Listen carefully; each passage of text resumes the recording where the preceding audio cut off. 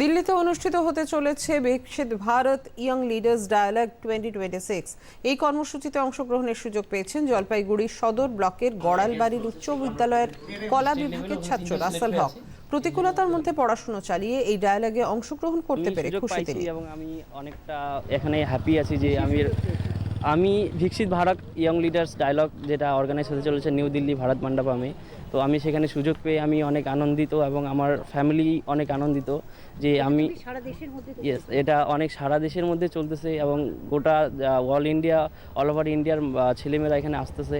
এখানে নিজের না, এটা র্যাঙ্কিংয়ে না, এটা হচ্ছে একটা কিছু কিছু স্টেজের মাধ্যমে এটা সিলেক্ট করা হয়েছিল।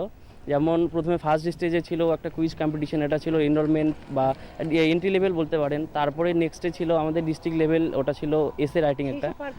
সেই সব পার করে আমি স্টেট লেভেল পার করে আমি এখন ন্যাশনাল লেভেলে আছি। এটা অনেক একটা এনকারেজিং একটা ব্যাপার যে আমি এরকম একটা গরিব ফ্যামিলি থেকে আসি, আমি এরকম একটা পাইছি।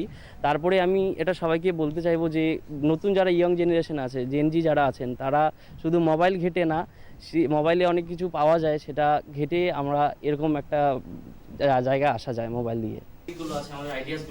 জলপাইগুড়ি সদর ব্লকের বিডিও মিহির কর্মকার বলেছেন রাসেলের সাফল্য গর্বের বিষয়।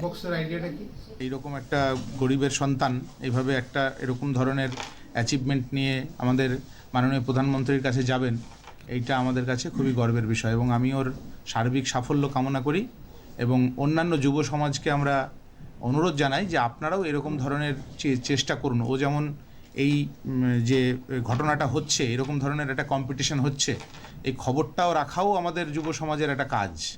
সব কম্পিটিশনে আমরা জিততে পারি না, কিন্তু এই কম্পিটিশনে অংশগ্রহণ করাও একটা বড় ব্যাপার।